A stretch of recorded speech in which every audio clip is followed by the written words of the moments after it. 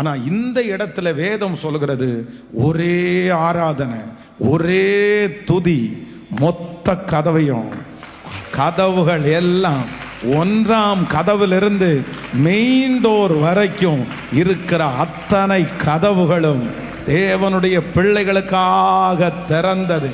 நான் இந்த எழுத்தின் பிரகாரமாகவே விசுவாசிக்கிறேன். கர்த்தர் இந்த ஜெபத்திற்கு பிறகு ஒன்னொன்னா இல்லை, ஒரு கதவு அல்ல, கர்த்தர் வாக்கு கொடுக்கிறார், உங்களுக்கும் எனக்கும் அநேக கதவுகள் திறக்க போகிறது. நீங்கள் வாழ்ந்திருப்பதற்கு அநேக கதவுகள் திறக்கப்படுகிறது. எனக்கு ஒரு இடத்துல வேலை கிடைச்சா போதும்னு நீங்க நினைக்கலாம். இந்த இடத்துல கிடைக்காதா, இந்த இடத்துல எனக்கு கிடைக்கிறதுக்கு என்ன நான் பண்ணணும்?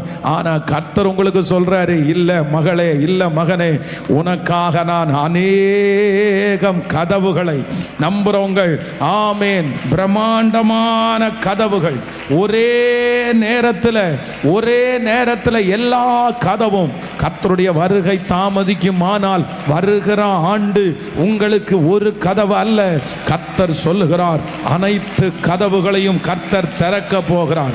எல்லா கதவுகளையும் திறக்க போகிறார். பல நாட்களாக பூட்டி வைக்கப்பட்டிருக்கிற கதவுகள், பல வருடங்களாய் பூட்டி வைத்திருக்கிற கதவுகள் இயேசுவின் நாமத்தினால நீங்க ரிசீவ் பண்ணுங்க. இந்த வார்த்தையை நான் நம்புறேன்னு சொல்லுங்க. ஸ்தோத்திரம், ஸ்தோத்திரம், ஸ்தோத்திரம். அறியாத கதவுகள் எனக்கு திறக்கப்படுவதாக, பிரம்மாண்டமான கதவுகள் திறக்கப்படுவதாக. இயேசுப்பா, இயேசுப்பா, உங்க வார்த்தை உண்மை, உங்க வார்த்தை உண்மை.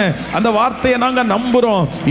இப்போ அநேக நாட்களாக பூட்டப்பட்ட கதவுக்குள்ளே இருக்கிற பிள்ளைகள், எந்த ஆப்பர்ச்சுனிட்டியும் கிடைக்காத பிள்ளைகள், தடைப்பட்ட அந்த காரியங்கள், ஆண்டவரே ஒரு இடத்திலிருந்து வந்தாலே அதிசயம் அப்படின்னு சொல்ற பிள்ளைங்க, வருஷத்துக்கு 1, 6 மாசத்துக்கு 1 இப்படிதான் திறக்குது அப்படின்னு நினைக்கிற அத்தனை பிள்ளைகளுக்கும் இப்பொழுது ஒரே ஒரு துதியினால் மொத்த கதவும் திறந்தது போல அனைத்து கதவுகளும் திறப்பதாக.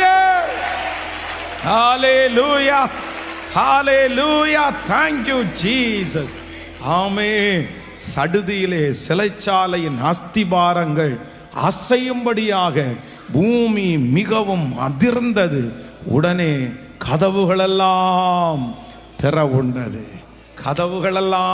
உண்டது. விசுவாசிக்கிறீங்களா?